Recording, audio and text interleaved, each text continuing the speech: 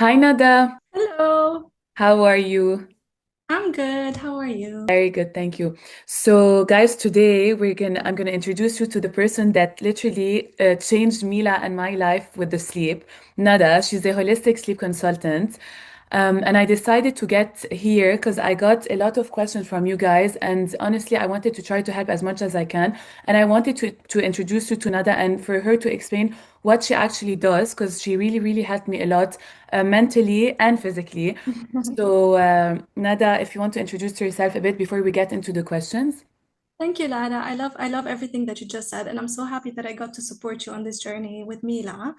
I'm a holistic sleep consultant, as you just said. I specialize in children's well-being and sleep.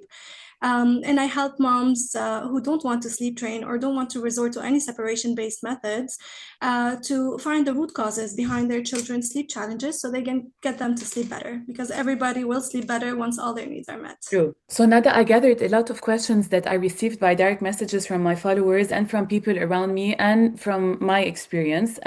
So, first, how can I help my baby sleep through the night without constant waking? It's the number one question every mom asks. There is a misconception about the notion of sleeping through the night.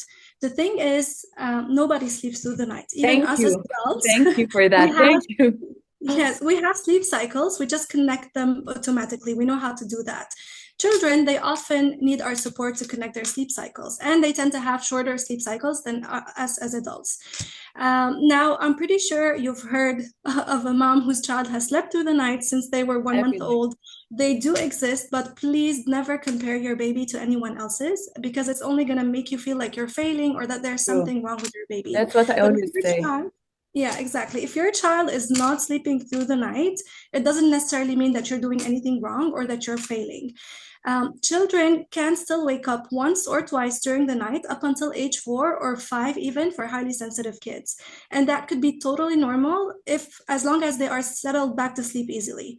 Now, any wakes beyond that could be either developmental or it could be that something is off. And this is where taking the holistic approach helps us because we literally look at every piece that could impact their sleep. So, for example, we would look at medical conditions that could be potentially undiagnosed.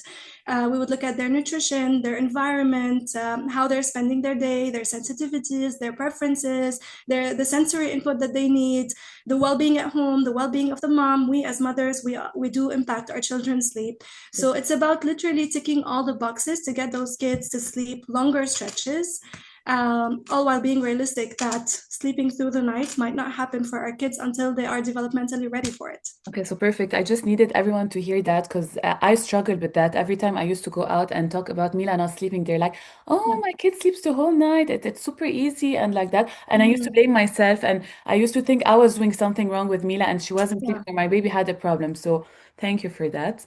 Number two, is it normal for my baby to wake up crying several times, even after feeding? It can be normal if the child is going through a teething phase, for example. So, True. yes, they could be in pain 2 weeks in advance prior to the tooth popping out, or like 2 weeks after. However, if this is constant and it's happening a lot for a long while, then no, it's definitely worth digging deeper and looking at the root cause behind what's making the child uncomfortable. So many questions we could ask, like, are they cold? Are they warm? Are they it doesn't need to be just about hunger. Are they breathing well? Is there any airway obstruction? Are they gassy? Does their tummy hurt? There's so much we can look at just to make sure that we are optimizing the well-being and the sleep of this kid. Guys, by the way, this is why I wanted you to get to know Nada because this is a general question we're doing. But for you to be able to tackle out what's wrong with your child, she goes through it all. She went through it with Mila. Every night we used to check what's different. Why did she sleep well today? Why she didn't sleep? So she does that on a daily whatever daily thing with you guys. It's a program Segment, yeah. for you to get to know what the real issue is and what the problem is. So yeah. Number three, my baby doesn't cough all day but coughs when asleep. Is it normal? So yes, it can be normal if there's a congestion. Yeah, or or like reflux. postnasal Mhm. drip when the postnasal drip, for example, when the child is sleeping because they're laying flat. True. So in that case, what helps a lot is clearing out the nose before bedtime and maybe letting the child sleep a little bit upright, Inclined, right? of course, so that it's not impacting them. But if this has been going on for too long and it's not related to any congestion, then I would suggest looking at something your baby might be sensitive to in the room. So it could be perfumes, for example, detergents you are using to wash the pajamas. Yeah, true. It could be are we cleaning the air ducts properly and frequently? Is there any mold in the walls? There's so much to look at, like Yeah. allergens that could be impacting the child's sleep. But either way, if this is persistent and it's happening frequently, it's definitely worth consulting with a pediatrician first. How do I know if my baby is overtired or undertired? That was the story of my life, guys, by the way. That's a tricky one. Okay, so there is no one size fits all approach. So I don't believe in a strict schedule for you to know that your baby at a certain age should be asleep by a certain hour. It doesn't work. So again, what really works is trials and errors. I do believe in wake windows. So maybe making sure your child is not exceeding the wake windows by too much. However, it's trials and errors to see if that 15 minutes will make a difference for your child. So if they're under tired, you're going to see that there's not enough sleep pressure. They're going to True. be very hyper, climbing off the walls while you try to put them to sleep. If they're overtired, they might become cranky, irritable, and maybe rubbing their eyes. They might show some cues. But the best way to know which timings do work best for your own child, because each child has their own unique sleep needs, is to truly do trials and errors. By the way, guys, we did that, Nada and me, for Mila. She used to sleep 2 hours, the first nap. Nada told me, you need to reduce it. I'm like, no, she's not getting enough sleep. She's tired. I did that, guys. And if she needs 1 hour and a half, like Nada told me. If she sleeps 1 hour, 40 minutes, it's chaos at night. So honestly, I Exactly. bet it's trial and error, Exactly. and it really, really Yeah. works. صراحة. Yeah. And 10 minutes do impact the sleep pressure for your child. Agreed. They I do make a agree. difference. Yeah. Number five, why does my baby only nap for 20 to 30 minutes and then wake up? I get this a lot. So some children by nature are cat nappers. They don't sleep more than 20 to 30 minutes, and that can be totally fine if your child's waking up happy. Okay. If the child is waking up crying and fussy and still showing signs that they're tired, then definitely it's worth prolonging the nap. Maybe they just needed to connect their sleep cycle, so they needed support. In this case, you can try to use motion to your advantage, be it in rocking, wearing them in a baby carrier, stroller rides, whatever it takes to prolong the nap and get them the sleep that they need. However, if the child is waking up happy and all of their naps are quite short, it doesn't necessarily mean there's anything wrong with them. It could be simply mean that that's how much sleep they need during the day. What matters most is the sleep total in 24 hours, not each nap length. Okay. Perfect. Okay. Is co-sleeping safe, and how can I transition my baby to their own bed? Co-sleeping or bed sharing, it can definitely be done safely. I know there's a huge taboo about bed sharing. So many moms come to me, Lara, and they say, I know I'm failing my child. We have been bed sharing. I need to transition. I don't know what to do about this. But the first question I always ask them, and I almost always get the same answer, is that, does Are it you work for you? happy? And they're Yeah. like, yeah. And they're like, yes, I love it. Like, I love keeping my baby close. They're like my teddy bear. I cuddle them at night. And I'm like, then why do you want to make a change? As long as this is Because working of for you, society. That's the problem. exactly. It's not a bad habit. It's actually good for your baby. It can be beneficial as long as you do this safely, of course. So you need to make sure there are no extra pillows, no extra sheets, firm mattress, not a soft mattress. Yeah. Parents are not on any medication or alcohol, and there's no risk of the child falling off the bed for sure. So ideally, a floor bed is the best way to do this. However, some children do not sleep well next to their parents, or some parents are bothered, like they cannot sleep well if the child Yeah. is next to them. So in this case, I would definitely recommend to stop the bed sharing and to transition the child to their own sleep space. The best way to do that is to have a floor bed for the kids. I And for wanted the to ask you about the floor bed. When you finish, I wanted to see with you at what age you recommend the floor bed, because I had a lot of moms asking as well, because I'm going to transition Mila to a floor bed because you told me. So I wanted you yeah, as well to talk about that. sure, I will. So just so I don't forget the first question you asked, so related to how to transition from bed sharing. So introduce a floor bed, and then you can set up a mattress next to your child's Okay. floor bed and continue bed sharing for a while up until they are used to being in their own sleep space, they are on their own mattress, and you are on your own mattress. And then you can gradually start to transition back to your room. You can Okay. go back to your room and then come back once they wake up if they do. And then you choose if you continue the rest of the night next to them or if you go back and forth up until they're used to being in their own room. But Okay. that's how I mainly recommend the transition to Okay. make it as smooth as possible for your child.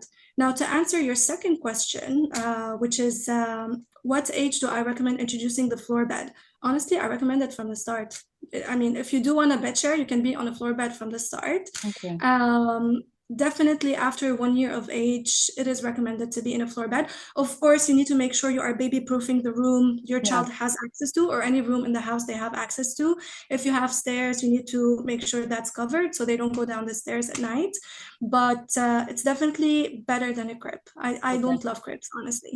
Cribs are like a small Prison. cage, and Yeah. babies feel that. They resent it, honestly, some babies. So again, being in a floor bed, having the freedom to move around, not feeling trapped, mom being able to sleep next to the baby on a night where the child is going through a growth spurt, for example, rather than her Get coming to the back and point. forth Yeah. all night. So again, it has its advantages. Just to add, some floor beds do have a little bit of a frame. So Yeah. if your baby is still too young and that cannot go up and down easily, it's recommended to have the Correct. frame somehow and have an open window. But then definitely you can remove it as your child gets older. How much sleep does my baby actually need at each age?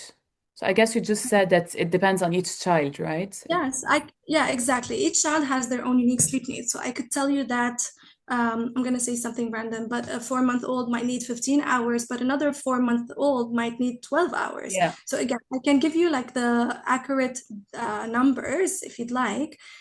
Just looking that up. I have it here.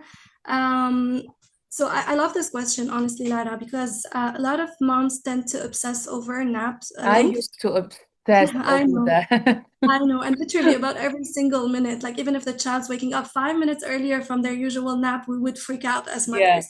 And we need the time actually to just get things done Get around things the house done. while the Right. child sleeps. However, what really matters for children's development is the sleep total. So how much are they sleeping for the night plus the nap times? So for a newborn, 0 to 3 months, they could need 14 to 17 hours, for example. Okay. For an infant, 4 to 11 months, they might need 12 to 15 hours, and anything in between is fine. For toddlers, 1 to 2 years old, they might need 11 to 14 hours, and 3 to 5 years old might need 10 to 13 hours. So Okay. as the child gets older, they might need Yeah. require less sleep. Okay. What are the most common mistakes parents make with baby sleep routines? I love this one. Number one mistake is showing up right before bedtime. I remember when I used to put my kids to sleep when they were a little bit younger, they were like 1 and 2, and my husband would show up 15 minutes before I put them to sleep. And then it turns into a circus. Like they're Yeah. so excited to see their dad, nobody wants to sleep. So I believe that's the worst thing we can do before So bedtime. hype them up before bedtime. Exactly, exactly. So I remember I used to ask my husband, like, if you're right next to the doorstep 15 minutes before bedtime, just wait Welcome. outside, get your calls done, get some extra work done, but just don't walk in because nobody's gonna sleep. And I would send him a text message once we're in the room, like, it's clear, you can walk in now. So that's the number one mistake we can do. The second one, which is as important, is obsessing over the routine. So a bedtime routine does not need to be Pinterest perfect. There's so many moms tend to obsess over it so much that they have 10 steps that they become anxious as they're Yeah. doing them because they have so much to do. And then once we are anxious as mothers, The children, they baby. pick up Yeah. on our anxiety because I of mirror agree. neurons. So again, what works for one family doesn't necessarily work for another. So I recommend that each mom really chooses what steps work for her family, how long can the bedtime routine be. There is no one size fits all approach, and then just do what works for you. As long as the baby is not being overstimulated before bed and calming down. Connection is really important, having time to connect, and that's it. Last question. Maybe I might have a question. How do I Sure. handle sleep regression, especially during teething or growth spurts?